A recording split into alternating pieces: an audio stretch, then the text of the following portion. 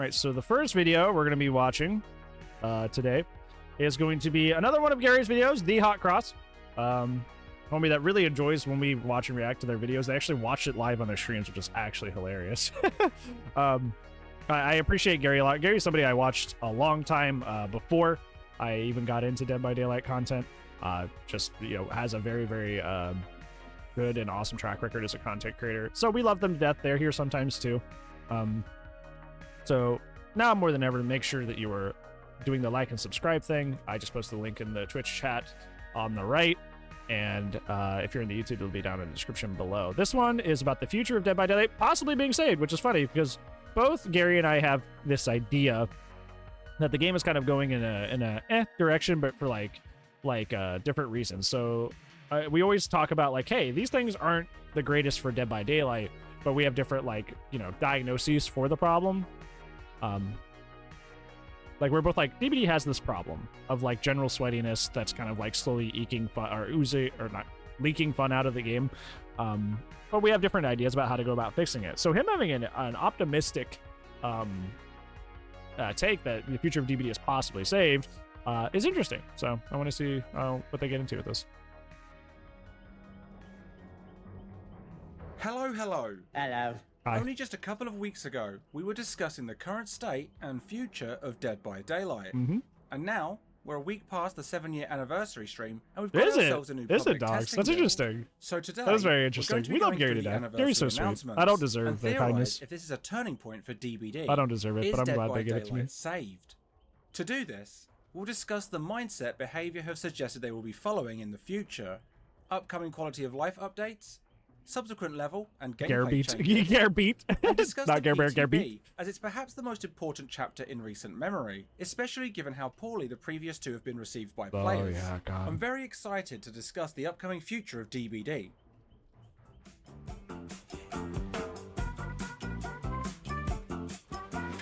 Okay, let's run. Let's start with behavior itself. Got you very candid takes. Thank you. I appreciate that. That's sweet to say. I appreciate it. One thing that is important to any game's success is the attitudes of their developers. I would argue that many asymmetrical horror games have failed in the past due to the mishandling by developers and publishers alike. Yeah, you mean like putting your game into beta for a long enough time that everybody's super sweaty about it so nobody can learn your game even though it's not even actually out yet? I'll suggest that gaming communities themselves are strongly tied to the use of platforms, orientated towards social interactions outside of games. They go on to say, communication and social interactions are one of the key components that drive the popularity of games, and that they will continue to impact how games are marketed and played. DBD is a strong example of this, and going forwards, Behaviour now seek to expand their own social networking further. This is important because Behaviour are aware of modern ways to bring in new players. They are actively seeking out new eyes on the product and are expanding their reach to do so, and that's not all. There'll be more AMAs coming up from the team, and even live streams like you're seeing right now, we want to make more regular again. So look forward to all of that coming over the next year. Back when Dead by Daylight was still somewhat in its infancy, Behaviour used to provide regular live streams on YouTube, allowing players to ask them questions whilst also giving frequent updates about the direction of the game. They have stated that this will be returning. This will mean more transparency and accountability on a more regular basis. Yep. Another very exciting prospect. So that's just one facet of the current state of the Now, behavior don't mindset. get it twisted either.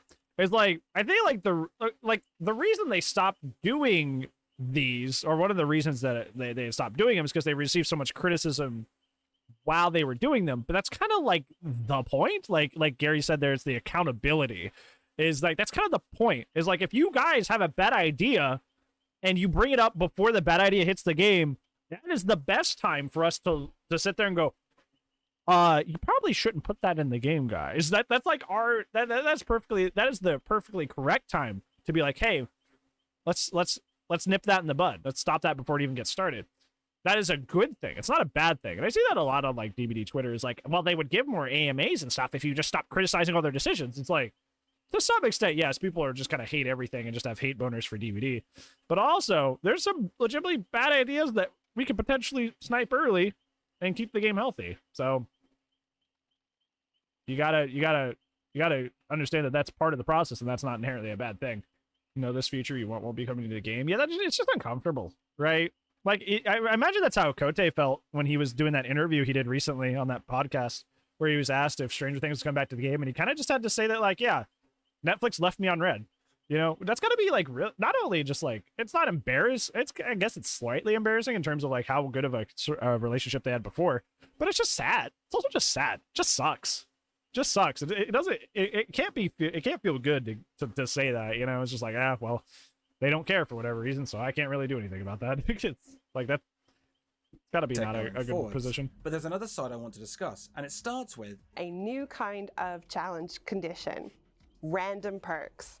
That's right, random perk option challenges and potentially more. This is a very early but exciting step towards more chaos.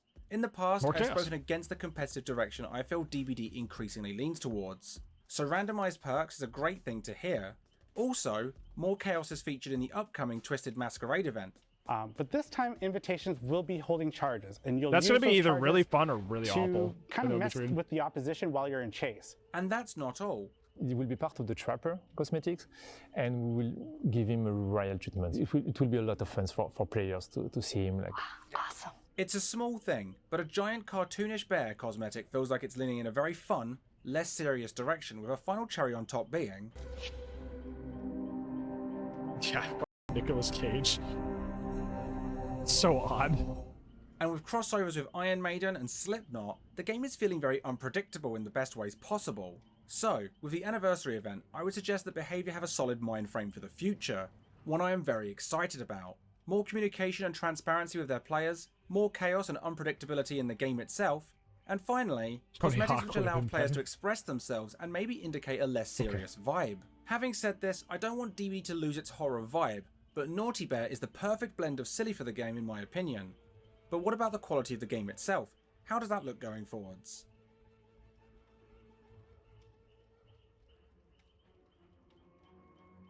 What did I miss? Yeah, Nicolas Cage is coming to the game, unironically. Not as a character, which just doesn't him. always feel like its design is as refined as it could be. But to Behaviour's credit, they have continually sought to improve this, with colorblind settings, visual terror radiuses, perk loadouts, and more all being introduced in recent updates. And most recently... because we are adding finally the loadout search bar. A perk loadout search bar, not just for PC as well, but for all platforms. Whereas in the past we've had to rely on... alphabetical order! A, B, C, D, E, F, G, H, I, J, K, L, M, N, O, P, Q, R, S, T, U, V, W, X, Y, Z! Huh? That's all you have to do! Very good. You know your alphabet. I never misspelled anything! Currently available in the PTB, it feels great being able to search for perks of keywords. Who knows? Maybe next it will be a charm search bar or something. There is. You can use it. You can use it for charms. In the PTB, you can use it for charms too. Yeah, like it also works for charms. Only ever more present is player disconnections. Players, especially survivors, have been increasingly frustrated with the game, and this has led to an increase in players simply disconnected from a match when they don't like the sound of a terror radius, or go down too quickly. Probably DCing out of shame, but... once a survivor will disconnect, an AI bot will take over so that the game can continue, and who knows, maybe this bot will be even better than the player who just disconnected. Now, bots aren't going to save a match. I like Chances are you're still going to be at a disadvantage, but less so than before. This should also mean that killers will be able to adapt regardless of a DC, which is a great thing too. This should mean matches can be played still to at least some degree in the future, even with disconnecting players. Speaking of DCing, soon, thanks to our upcoming feature, the player report feedback, this is really we will important. let you know when an action has been taken against a player you reported.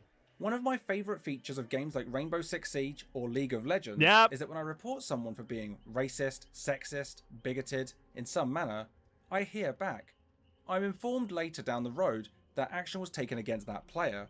Soon, DBD will be no different by the sounds of things. Which is good. If a player resorts to overtly toxic mannerisms or seeks to ruin a rousing game of DBD, they can be reported. And I think this would be interesting too, because what it's going to do is really allow us to see like what behavior considers like reportable offenses. Obviously, people saying slurs in the after chat, that's pretty clear cut. That's probably going to get him banned. But I'm interested to see like kind of like the more murky stuff. Like, what is like quote unquote like holding the game hostage? What would they consider that? Because that's a pretty vague thing for the most part. It's like, what is holding the game hostage, and what would they actually ban for? And we actually get to actually see that and get confirmation on that, so we can kind of have those more vague report conditions a little bit more solidified.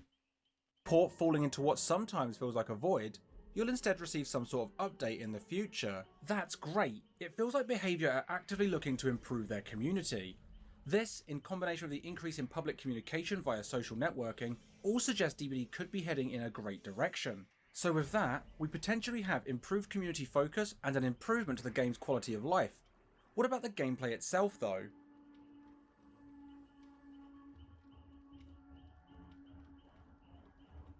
Well, let's keep the positives going, but I do have some concerns in this section too. But first things first, bigger events. We do plan on taking our 4 sort of pillar events and working making with the them killer, bigger, yeah, even better than they have been in the past. We'll see what that actually means, but the Twisted Masquerade is already indicative of fun improvements to the yearly events. But excitingly, but in addition to those 4 pillar events, we're also going to look at adding a few more smaller events spread throughout the year. There are small. It depends on how they're implemented, Zan. It's not really like people are excited for bots in the matches because it's better than nobody. But there is also circumstances where it could be worse, where like, you know, somebody, you know, just is able to farm uses of like Pop or Jolt off of a really bad bot that could end up being bad. But if the bots are implemented and they're like slightly better than like the what are in the custom matches, it could actually be good. But we do have that possibility of like having perks like Jolt and Pop like farmed off of bad bots. So that is a thing that they need to work out before they hit the main game. Hopefully, an increase in events can keep the game feeling fresh and add more chaos into the mix from time to time. One thing that I didn't particularly enjoy was the huge 6.1.0 meta patch. I think it was too much in one go. No. This is the worst state DBD has ever been in, Gary. That's what content creators are saying across the board. This is the worst state the game's ever been in.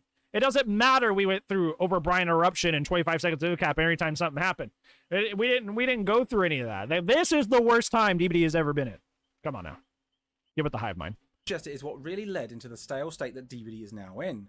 Fortunately, Behaviour might feel the same as going forward they plan on smaller, more focused balance updates with each update this year. So long as this doesn't lead to fun perks being slowly withered away or convoluted new rules being added to them. Still been, I've been using Iron Will like the past 2 or 3 times I've been playing DBD lately, and I've been having a great time with it. I think people just are used to being able to run it with their favorite exhaustion perk, and they're loud all the time and they hate it.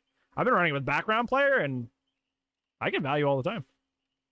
Then this should ultimately be a good thing too, but I do have one concern regarding the upcoming gameplay updates. That moving forward, we plan on having map balancing as part of these regular gameplay updates as well. Recent map designs have arguably been as unpopular as the recent killers. Yep.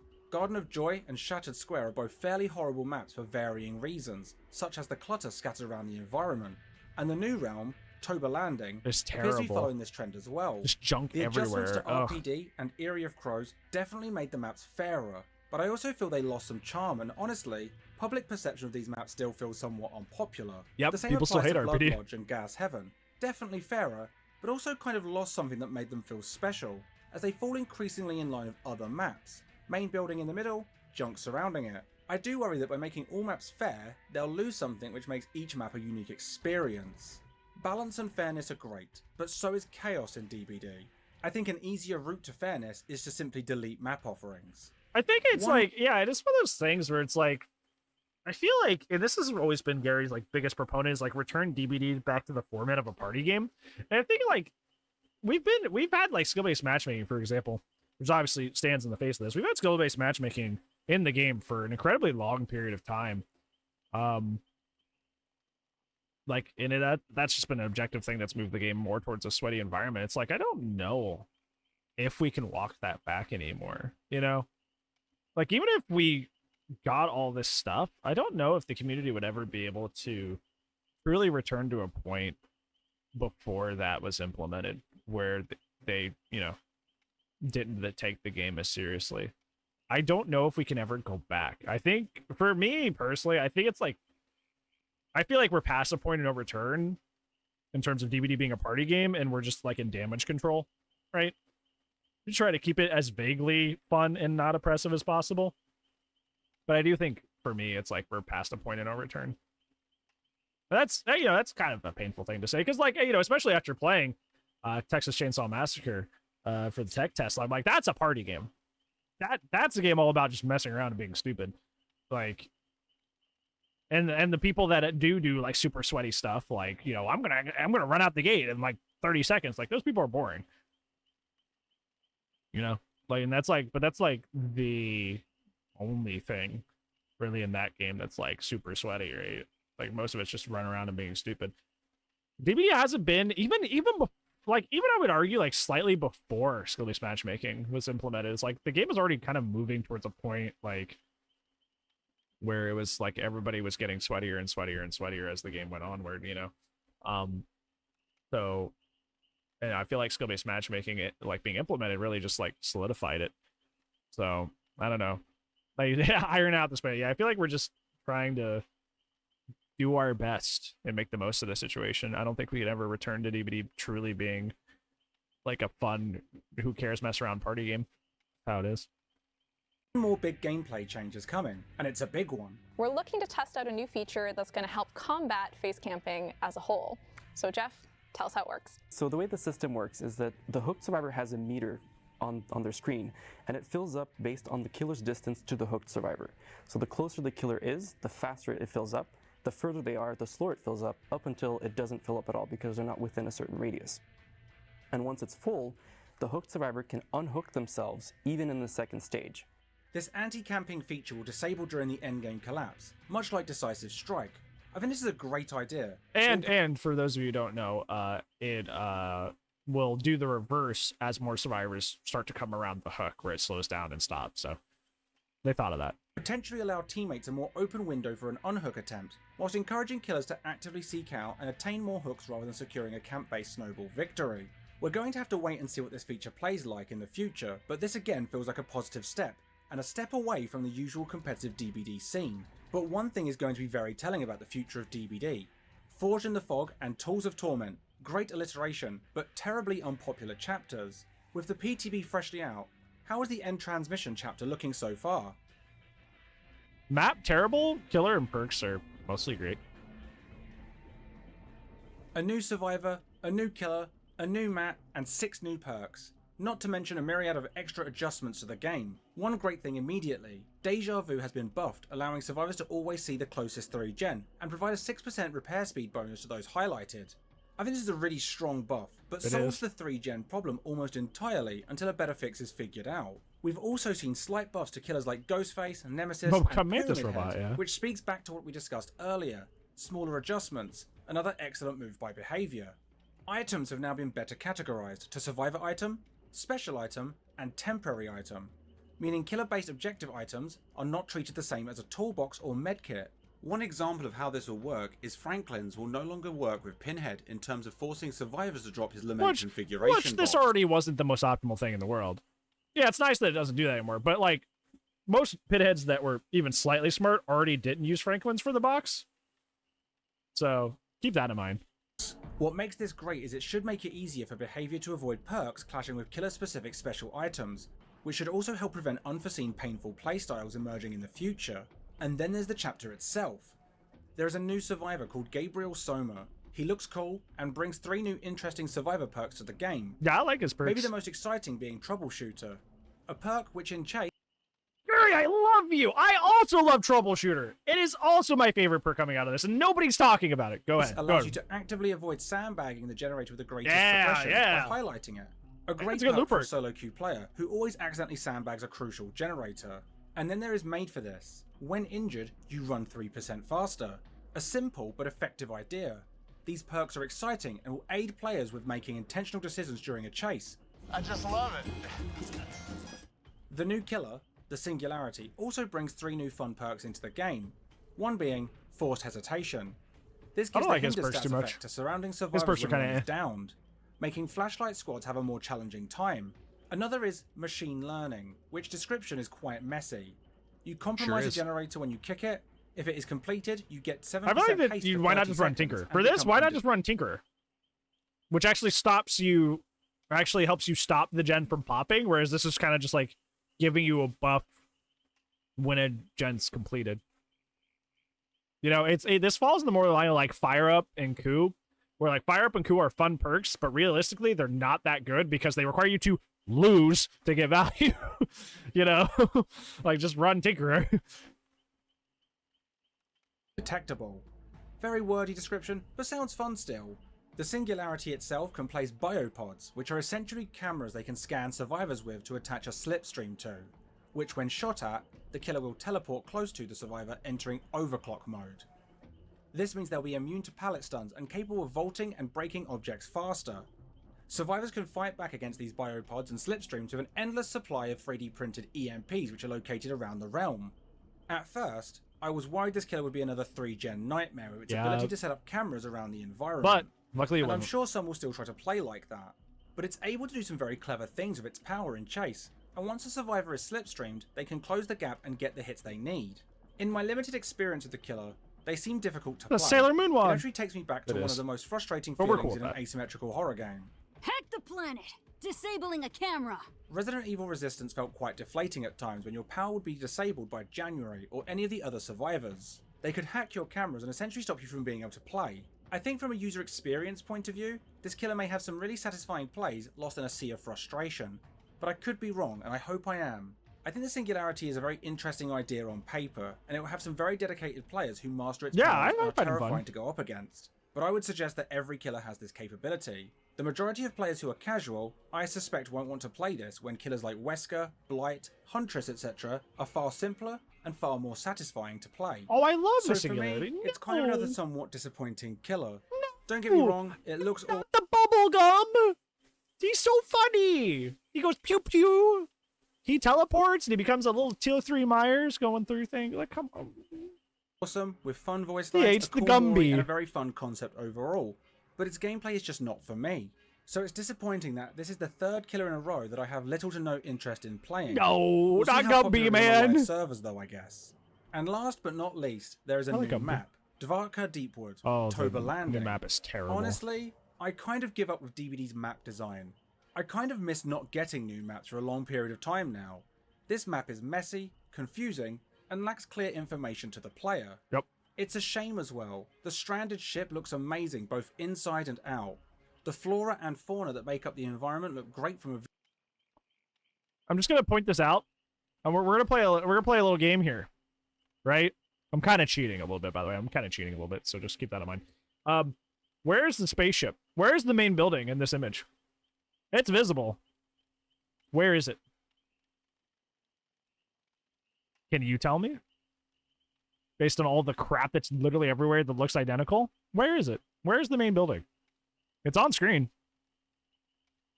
It's in your butt. No, not there. No, not. I'm kind of cheating, by the way. Isn't it right next to Gabe? Nope. This is not the main building. Nope. That's Shaq. This is where I was slightly cheating. The answer is it's right up here. It's underneath chat. It's right there. It's where you guys are sitting. It's by chat. You can't even see it. And not because of the chat. Like, I can turn you guys off. Look, you can barely see it over there because, like, the map looks so cluttered and so samey that, like, the main building, which is supposed to be, like, the main attraction of the map, is just, like, just over there, and you don't even notice it's over there because everything is so cluttered and disgusting. Visual perspective. Behind the exit doors are somewhat alien ruins. Perhaps if the majority of the map was like this, with some sparing use of the plant life, it could have been a far more digestible map for players. Instead, it's just another mess. Yep, it's a mess. So the new chapter, a bit of a mixed bag for me. So how optimistic can we feel moving forward? I love his little pew-pews, though. It's so adorable. As I was planning out this video just prior to the PTB, I was very excited, and for the most part still am. There's a lot to look forward to. Nicolas Cage, Testicle! more licensed killers, a return of Q&A live streams, events getting I can't bigger, either, dogs. I more can't. chase-focused design, It's and such more. a messy map design. Dead by Daylight is expanding its universe, working with supermassive games and midwinter entertainment, which means that DBD will be the flagship for behaviour moving forward still, which is a good sign for the game's health. But as much as I wish it did, the PTB hasn't felt great for me. I'm personally not that excited by the Singularity. Perhaps it's just not my playstyle. I like him. Maybe I just wanted more given the Knight and Skull Merchant was so bad, but I can't see the Singularity entering my rotation. The Survivor is ultimately just a cosmetic, so hard to get too excited about outside of the perks, and the new map is a total mess for me with little to no redeeming factors. I do like the new perks though, they're very exciting, and various balance adjustments, reworks to item classifications, and perk adjustments are all great things in this PTB. And the perk search bar, it maybe took too long to get it in, but it's still excellent to finally have it. So for me, I think the game itself will continue to improve. I think the core gameplay will sharpen, the competitive edges will be softened, and more chaos will ultimately be restored, which makes me incredibly happy. But I also think, regarding the new chapters, it's 3 stinkers in a row for me.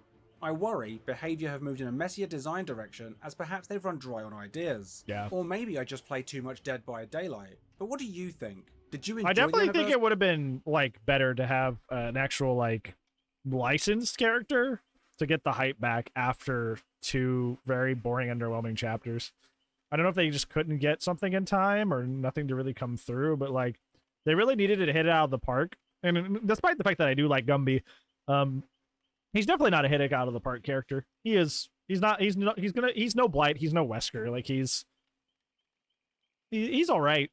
I like him a lot just because of the novelty. Like I think he's funny, and I do like his playstyle. But like, he's not like an objective like draw, you know, like a really big IP would be. So, anniversary event. Are you excited about the upcoming year? Is the Singularity your new favourite killer? Let me know in the comments below. Generally speaking, I'm very happy with how the future of DBD looks right now. I'm hoping that the new licensed killers coming in the future make up for the last few chapters. Thank you as always for watching, and I will see you in the next one. You have a feeling they're working on FNAF chapters to say the licensed one is coming out during Halloween, which the movie comes out? It could be. It could be, and that would be a huge draw, like a huge draw. Would it be as hype if it's a license you don't like? Well, it depends on if it's a license that most people like, you know? That doesn't really matter if, like, I personally don't like it, if, like, most people do end up liking it, you know? Because, like, for example, like, FNAF, it would be cool, but I have no, like, personal investment in the IP, right? And the community has firmly scared me away from being in any way excited about any FNAF content, and have for a while. But I know it'd be objectively good for the game, right? And it'd be a huge draw. So, like, I think that'd be a perfect example of what you're talking about. But I feel like they do, even after this, need something that's just kind of like an objectively good chapter to restore faith, get some morale up. Because it has been kind of a dull roar for a while. And while, you know, I do think the Singularity as a chapter is way better, way better than the Knight and Skull Merchant chapters. That's not saying much because those were very, very incredibly underwhelming. So, like, you know, we're back at it like a relative baseline, but the baseline still isn't very thrilling or exciting, you know. I like Bubblegum Man. I like Gumby. I'm gonna be playing him, but you know, definitely not for everybody. Definitely not an objective knock it out of the park. Main any of them in the game. See, like it's something that I feel like a lot of people would, even if I'm not particularly into it. It's not like I don't want it to come to the game. Like if it's objectively good for the game, it's objectively good for the game, right? That's just how it works. Yeah, the Knight's aesthetic is cool, but the gameplay is terrible. Gameplay is ick. Very, very ick. Yeah, and yeah, like exactly. FNAF would be objectively good for the health of the game because it would bring so many new players and make people feel hyped for the game again. Even if I'm not personally going to be like, wow, I'm going to mainstream trap, you know? So they need something like that to really like turn heads and bring people back to the game, and or at least bring enough new people to the game that aren't, you know, disenfranchised, right? But yeah.